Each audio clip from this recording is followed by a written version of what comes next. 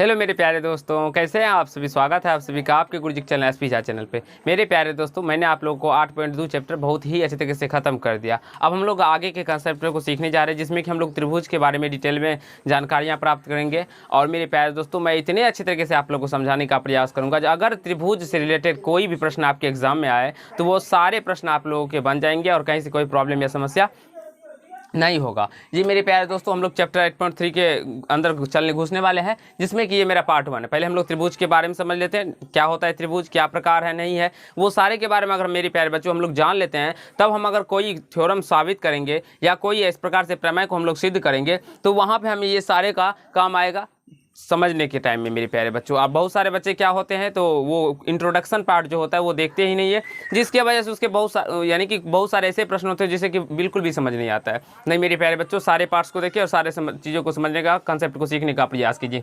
और अब ज़्यादा से ज़्यादा जो काम कीजिए मेरे प्यारे दोस्तों, जो मैं आप लोगों को बताता हूँ उसको लिखने का प्रयास कीजिए। सबसे पहले देखिए यहाँ से त्रिभुज, ट्रायंगल के बारे में समझने वाले। तो ट्रायंगल क्या होता है, नहीं होता है, वो समझिए। देखिए त्रिभुज किसे कहते हैं, वैसी ज्यामितीय आकृति जो 3 भुजाओं से बंद हो या 3 भुजाओं से घिरी हो, ऐसे भी हम लोग इसे त्रिभुज कहते हैं। आप लोग यहाँ पे देख सकते हैं, वैसी ज्यामितीय आकृति जो 3 भुजाओं से बंद हो या 3 भुजाओं से घिरे क्षेत्र को हम लोग त्रिभुज कहते हैं, ऐसे भी कह सकते हैं, त्रिभुज कहलाता है। अब यहाँ पे हम बात कर सकते हैं, यहाँ से ए बी सी क्या हो जाएगा मेरे प्यारे दोस्तों, तो एक त्रिभुज हो जाएगा। अब कौन सा त्रिभुज होगा वो उसके गुण के आधार पर हम लोग बांटेंगे उसको, ठीक है। तो यहाँ से देखिए, इसके इस भुजा इस शीर्ष का नाम ए दे दिए, इसका नाम बी, इसका नाम सी। त्रिभुज में 3 कोण होते हैं, ये आप सभी जानते होंगे, भली भांति। बहुत सारे बच्चे नहीं भी जानते होंगे तो उसको नोट कर लीजिएगा, ठीक है। ये छोटे छोटे पॉइंट्स है, इसको समझ लीजिएगा। त्रिभुज में कितने कोण होते हैं मेरे प्यारे बच्चों, 3 कोण। कौन कौन, तो कोण ए, कोण बी या कोण सी कोण हो जाएगा। त्रिभुज में 3 शीर्ष होते हैं। कौन कौन 3 शीर्ष होंगे, शीर्ष ए, शीर्ष बी, शीर्ष सी, वही लिखा गया है। त्रिभुज में 3 भुजा होते हैं, ए बी, बी सी और ए सी होते हैं।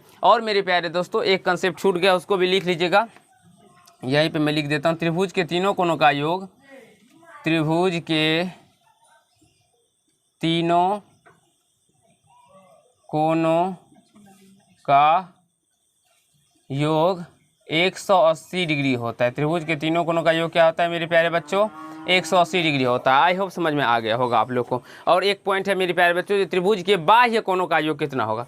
त्रिभुज के सभी बाह्य कोणों का जो योग होगा वो 360 डिग्री होगा। ये ध्यान रखिएगा, पूछा जाता है जो बहुभुज के बाह्य कोणों का योग, अगर कोई भी बहुभुज हो, चाहे पंचभुज हो, खष्टभुज हो, सप्तभुज हो, अष्टभुज हो या कोई भी भुज हो मेरे प्यारे दोस्तों, त्रिभुज ही क्यों ना हो, अगर उसके बाह्य कोणों का योग पूछा जाए तो वो 360 डिग्री होता है। जितने भी बहुभुज होते हैं, सारे बहुभुज के बाह्य कोणों का योग कितना होगा मेरे प्यारे बच्चों, 360 डिग्री हो जाएगा। चलिए समझते हैं आगे। अब देखिए कोण के आधार, देखिए वैसे तो त्रिभुज के 6 प्रकार होते हैं, 3 कोण के आधार पे होते हैं, 3 भुजा के आधार पे होते हैं। तो कोण के आधार पे हम लोग त्रिभुज के प्रकार जानने वाले हैं। जी यह कौन सा प्रकार है मेरे प्यारे बच्चों, अगर आप लोग अपने गुरुजी के माध्यम से पढ़ रहे हैं तो मैं आप लोग को ऐसा ऐसा कंसेप्ट त्रिभुज के अंदर सिखाने बताऊंगा मेरे प्यारे दोस्तों, जिससे कि आपको एक बेसिक कंसेप्ट पकड़ बन जाएगा त्रिभुज के अंदर में। और त्रिभुज से रिलेटेड कोई भी प्रश्न आए तो आप लोग एग्जाम में उसको फाड़ के आइएगा मेरे प्यारे बच्चों, ठीक है। देखिए अगर मान लीजिए कोई, हम एक एग्जाम्पल देते हैं आप लोग को समझे, अगर मान लीजिए ये 30 डिग्री दे दिया जाए और ये 60 डिग्री दे दिया जाए और ये 90 डिग्री दे दिया जाए, एग्जाम्पल के लिए हम लोग समझते हैं, तो ये कोण के आधार पे आप लोग बता सकते हैं जी ये न्यून कोण है कि समकोण है, अधिकोण। लेकिन हम अगर बात करें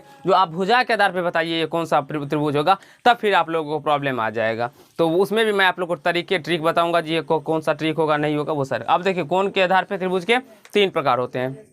कौन कौन, न्यून कोण त्रिभुज जिसे हम इंग्लिश में एक्यूट एंगल ट्रायंगल कहते हैं, दूसरा समकोण त्रिभुज जिसे राइट एंगल ट्रायंगल कहते हैं, तीसरा ऑब्ट्यूज एंगल ट्रायंगल यानी कि अधिक कोण त्रिभुज, अधिक कोण त्रिभुज को ऑब्ट्यूज एंगल ट्रायंगल कहते हैं। अब हम लोग न्यून कोण त्रिभुज किसे कहते हैं वो समझ लीजिए। देखिए ऐसा त्रिभुज जिसका एक प्रत्येक कोण 90 डिग्री से छोटा हो मेरे प्यारे बच्चों, यहाँ से ये न्यून कोण त्रिभुज हो जाएगा। और ये इसके प्रत्येक कोण ये छोटे होंगे 90 डिग्री से, ये चाहे 45 हो, कुछ दूसरा भी हो सकता है, चाहे जो भी हो, लेकिन क्या होंगे तो वो 90 से छोटे होंगे, ठीक है, समझ में आ गया होगा। अब समकोण त्रिभुज, राइट एंगल ट्रायंगल, तो ऐसा त्रिभुज जिसका एक कोण 90 डिग्री का हो तथा अन्य 2 कोण 90 डिग्री से छोटा हो, ऐसा भी कह सकते हैं। या एक कोण 90 डिग्री का हो, समकोण त्रिभुज कहलाता है ऐसा त्रिभुज। अब देखिए तथा अन्य 2 कोण 90 डिग्री से छोटा हो उसे समकोण त्रिभुज कहते हैं। यहाँ से देख सकते हैं ये समकोण त्रिभुज हो जाएगा। अब ये कर्ण होता है, ये लंब होता है, ये आधार होता है। बारीकी से समझने का प्रयास कीजिए। 90 डिग्री के सामने की भुजा को हम लोग कर्ण कहते हैं। ये 90 डिग्री है ना मेरे प्यारे बच्चों, इसके जो सामने की भुजा है कर्ण, इसे कर्ण कहते हैं। और एक इसमें पाइथागोरस रूल होता है, नियम होता है। इस रूल के मुताबिक मेरे प्यारे दोस्तों कर्ण स्क्वायर बराबर होता है लंब स्क्वायर जोड़ आधार स्क्वायर। जब मैं आप लोग को समकोण त्रिभुज के बारे में डिटेल में जानकारियाँ दूंगा तो वहाँ पे आप लोग को बताऊंगा मेरे प्यारे बच्चों जो क्या होता है पाइथागोरस प्रमेय। वैसे मैंने आप लोगों के लिए साथ जब त्रिभुज वाले चैप्टर क्लास 10th में क्लास 10th का मैंने बता रखा है, जिसमें कि मैंने आप लोगों को बताया था आप लोग देखे होंगे कि नहीं देखे होंगे ये तो हमें नहीं पता, लेकिन जाके देखिएगा तो आप लोग को पाइथागोरस प्रमेय को मैंने सिद्ध भी किया हूँ वहाँ पे बहुत अच्छे तरीके से, और पाइथागोरस प्रमेय को विलोम को भी सिद्ध किया हूँ। अब यहाँ से कर्ण स्क्वायर बराबर लंब स्क्वायर जोड़ आधार स्क्वायर, सिंपली में ध्यान रखिएगा जो कर्ण का जो स्क्वायर होता है वो लंब स्क्वायर जोड़ आधार स्क्वायर होता है। ये कैसे होता है नहीं होता है मैं बाद में आप लोग को बताऊँगा। अब देखिए अधिकोण त्रिभुज, तो ऐसा त्रिभुज जिसका क्या होता है एक कोण 90 डिग्री से बड़ा तथा 180 डिग्री से छोटा हो तथा अन्य दो कोण क्या होना चाहिए मेरे प्यारे दोस्तों, तो न्यून कोण होना चाहिए, तो वो त्रिभुज क्या हो जाएगा, अधिकोण त्रिभुज हो जाएगा। तो आई होप ये था यहाँ तक आप सभी को समझ में आया होगा, कहीं से कोई दिक्कत समस्या नहीं हुआ होगा। नेक्स्ट मेरे प्यारे दोस्तों पार्ट में हम लोग भुजा के आधार पर त्रिभुज के प्रकार जो होते हैं, समबाहु त्रिभुज, समद्विबाहु त्रिभुज और विषमबाहु त्रिभुज, उसके बारे में समझेंगे और सीखने का प्रयास करेंगे। और आप लोग को एक बेसिक कंसेप्ट मिलेगा मेरे प्यारे बच्चों, जब तक बेसिक कंसेप्ट नहीं सीखेगा तब तक आगे की क्लासों को समझ नहीं पाइएगा। तो जरूर ही मेरे प्यारे बच्चों पार्ट 1 से जुड़िए और सारे वीडियो को देखिए। चलिए आज के पार्ट में इतना ही करते हैं। अगर आप लोग को समझ में आ गया होगा तो वीडियो को लाइक कर दीजिएगा, कैसा लगा ये कमेंट कीजिएगा, और यदि चैनल पर नहीं तो चैनल को सब्सक्राइब करके बेल आइकन को प्रेस कर लीजिएगा, जिससे कि मेरे हर एक वीडियो का नोटिफिकेशन आप तक पहुंचता रहे। धन्यवाद।